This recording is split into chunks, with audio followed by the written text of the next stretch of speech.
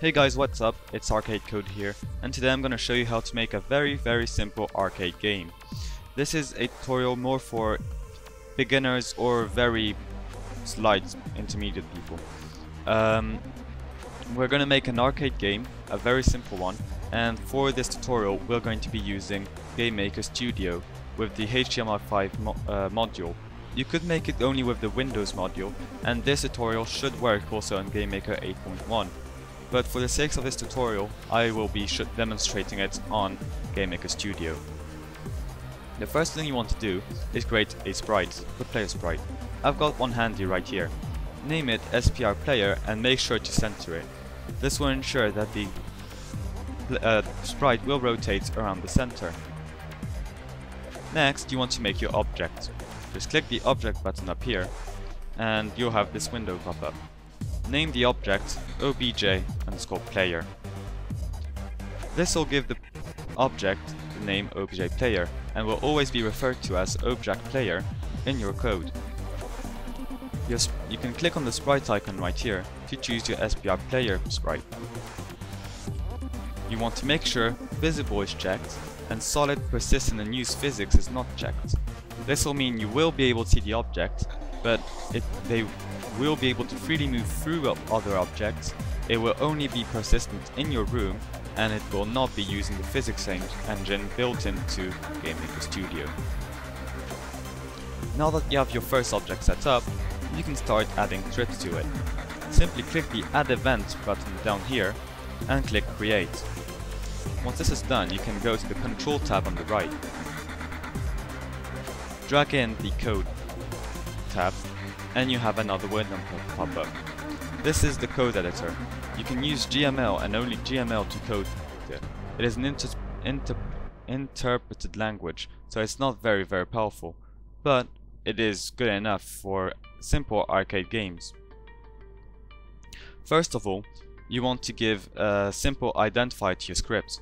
This will not be used in scripts, but will make it visually appealing when actually editing your script. You can put 3// like that and name your script, for example, variables. Once this is done, you can now assign your variables. You do not have to actually put this piece of script in. This will not be interpreted by the compiler. It is only here to make it easier to navigate around. Now you want to assign a few variables to your object. The first one will be max_speed. This will hold the value of which the speed cannot exceed. This will make sure the player doesn't go too fast and just warp out of the room. Set a value, for example 5. You can always change this later in case it doesn't actually match your likings. Next, you want to have the acceleration speed, ACC for short. You could really name it whatever you want, but it makes it easier to use logical things. Set the value, for example 0.2. Next, you want your current acceleration. This will hold how much you're accelerating by every step. This is useful because you do not want to have to do too much calculations to actually know how fast you would go, and it will give realistic physics to your game. Of course, you could be using the Box 2D engine, but we're not going to cover this in this tutorial as it is more advanced and this is really aimed towards more beginner people. You can set 0 in there as it will be changed every step, so it doesn't really matter. Next, you want your target direction, TDIR. You want to set this to 0 as well. Direction in Gamemaker goes anti-clockwise and 360 will be a whole circle. Next, you want to hold what keys, or the key binding. This is a very simple technique, but ensures that it's easy to change your code and doesn't take too long either. What you can do is simply do key_F for key forwards and set this to VK_up. You can always change this to something else. For example, you could say ord brackets W. This will make your this will tell the key F to assign it to the keyboard code of W key. This will mean you could use WASD rather than the arrow keys. But for this tutorial, we will just use the keys, arrow keys. So VK_up. Next, we want to do the same, but for all the other keys. So key_L will be VK_left. Key_R will be VK_right. Key_D will be VK_down. As I said, you could just use the VK up everywhere throughout your code, but it is much better practice to actually use key binding techniques. This will make it much easier in bigger projects, especially if you're going to have multiple objects reacting to the same key. After that, you want to have key_pressed_F. This will hold the value if you're pressing the key. You could do this by calling the function every time, keyboard check, but that is slightly slower and it's better practice to do it this way, as it is easier to do some key bindings and will work better in bigger projects. So key_pressed_F will be 0 for now. It's fine as it will be updated every step. Just copy this script 4 times and change all the values to L, R, and D. Next, you want to go to the step event. The step event will repeat every frame. You can easily add the step event, as I did right now, by pressing add event and step. Dragging another piece of code and add the heading of calculate variables, or even better, user input plus processing. All this is not very useful, as you could change it to anything else. You can name it whatever you want. You could name it script 1, script 2, it doesn't matter. Your compiler won't really notice, Gamemaker doesn't really care what you call it, it will always work. You could even completely ignore this stage. But if I tab out and I look here, you can see it says user input and processing, so I know this script does whatever I put in there, and I don't have to always check through my script to see what it does. In here, you want to have your user input. A good practice is to copy and paste your variables in, as it happens that sometimes you misspell it, and you do get loads of problems with misspelled variables, as you will not know where the error is coming from. Key pressed F will be keyboard_check, and then key_F. What keyboard check does is check if you are pressing whatever key is in there. Now remember, we told key F to remember the variable VKUp. VKUp directly maps the value of the keyboard input. So by using keyboard check KF, it will go back through the RAM and check that key F was actually VKUp, and will do the same as keyboard check VKUp. Keyboard check will return either 1 or 0 depending on if you're pressing the key. If you are pressing the key, it will return 1. It will store this variable inside key pressed F. You can now copy this code and paste it 4 times for all the 3 different other keys. You also want key pressed L, R, and D. Remember to do the same on the other side, or you'll have all the values being 1 as soon as you pressed only one of the keys. Right, now you have the user input. The next part will be to tell how to accelerate. What you want to do is have your current acceleration. Remember we said this was CACC right here, and you want to set it to ACC, and you want to divide it by the speed. This will mean if it's going faster, it won't accelerate as much. You could do this friction, and we're going to use both methods at the same time. This will ensure that you have very smooth moving and that your character doesn't move too fast. It will also mean your acceleration will diminish and not have the jaggy effect you might have when using friction depending on speed. Now right now you'll get a very small number, as say your speed was met to 100 and you had ACC of being 0.2, you'll get a very small number of 0.002. Now that's not what we want, so we will need to times it by a bigger number later on. But first of all, you have a problem right here. Your object has a default value of speed being 0. If this is the case, you will not be able to divide by 0, as it will give you an error. To fix this, you can simply put max, brackets, speed, and comma, and 1. What this does, it will always make the minimum value of 1. Why max? Because it will return the biggest value in there. If speed is 0, the biggest value is 1. This will also mean that your value will never be smaller than 1, and it will never divide by a number smaller than 1, making acceleration very small.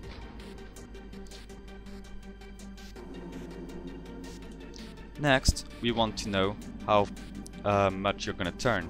To do that, you do tdir for target direction plus is equal to. Now plus is equal to will add the value to the current value. For example, tdir plus is equal to 1. If tdir was 0, it will add 1 to tdir, making it 1.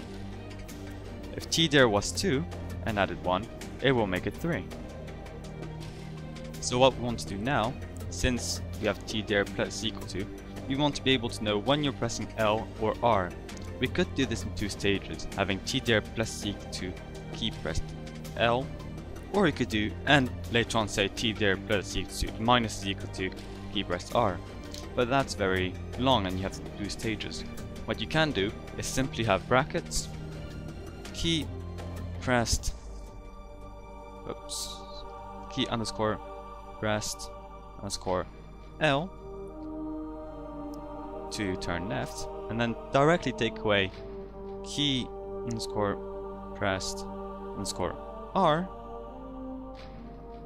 and this will basically do whatever is in the brackets first, so key pressed L minus key pressed R.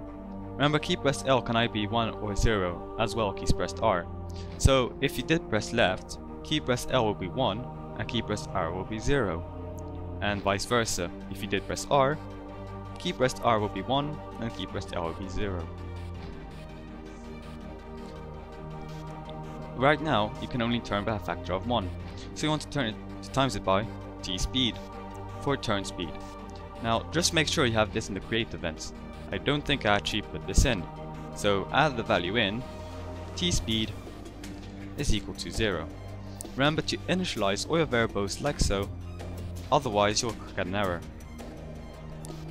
Keep in mind that unlike C++, Java and a few other languages, you do not need to initialize your variables by saying what data type it is. You can just directly put the variable in.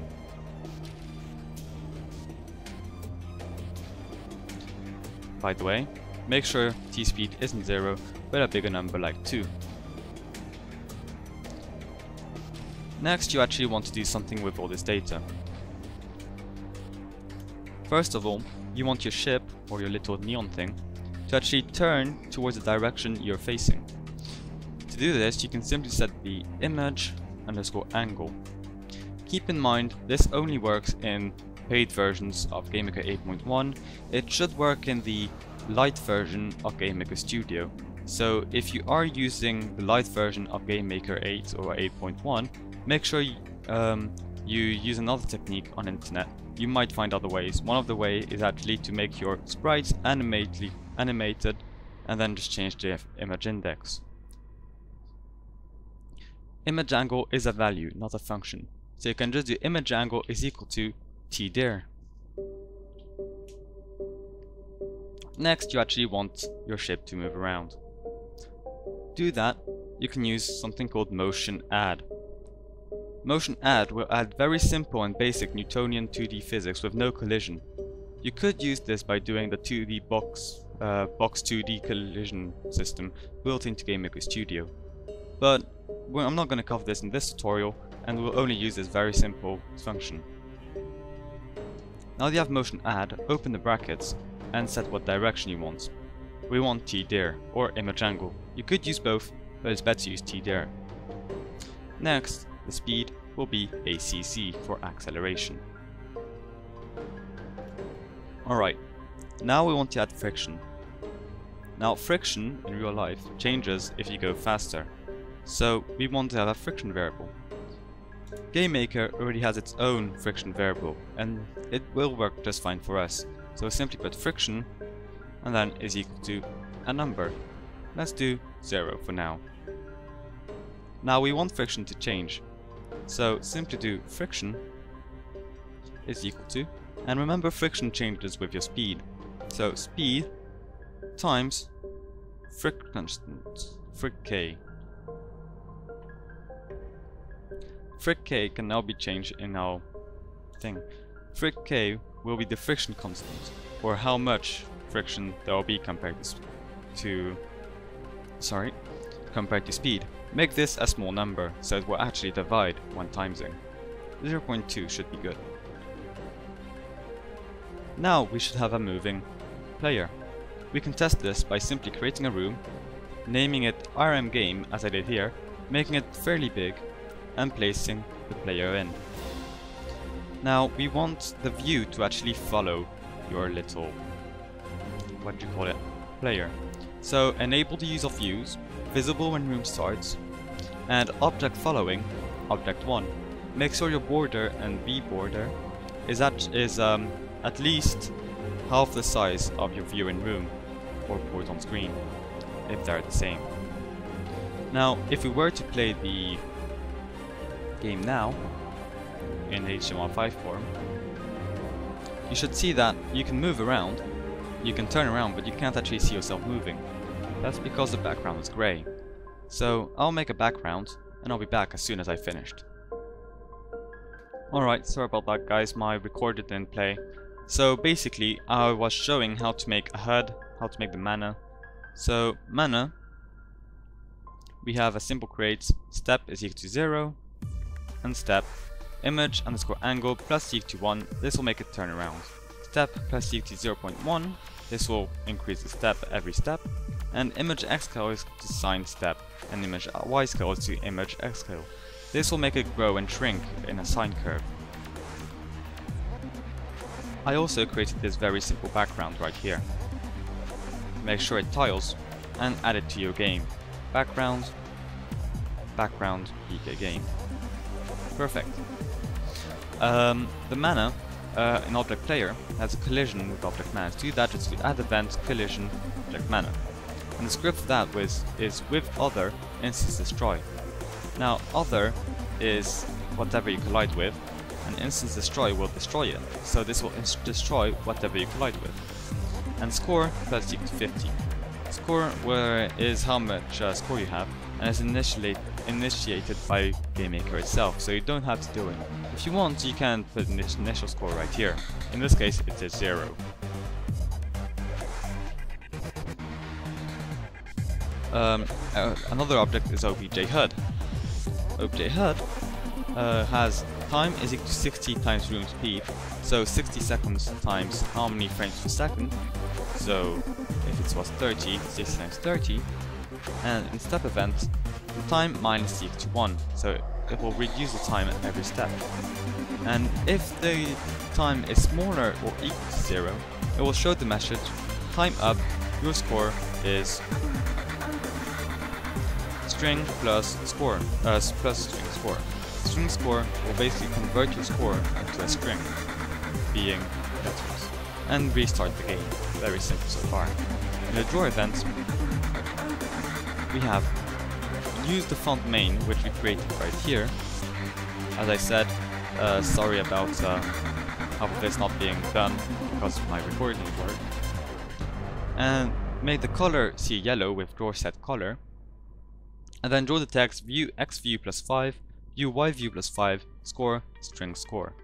This will make some text at the top left corner of your screen saying score, 2 dots, and your score being string, brackets, score, brackets. Then you want to align your text to the right, so draw set horizontal align, H align, FA right, for to the right. And have view x view plus view W view being the width, -5 just to give a little indentation, view y view +5, time plus string round time divided by room speed. This right here will make your time into steps from seconds. And then align it back to the left and make the color see white just in case. That's all for the HUD. We have this one here spawning the mana, and in the step event, if I random 10 is equal to 5, so if an integer random number between 0 and 10 is equal to 5, it will create at random position between 0 and room width, and random position of between 0 and room height, so basically a random coordinate, object mana. And the same here for the other upgrade, OBJ time, which I'm going to cover later on. OBJ time right here has nothing inside, but the player object, when collision with OBJ time, you have with other, this is destroy, so it will destroy when the other one when colliding with it. And obj_HUD.time plus is equal to 60. So remember, obj HUD had a time variable that ended the game when reaching 0. So this basically adds some time to your timer. And I believe that's all. Simply run the game in HTML5 form.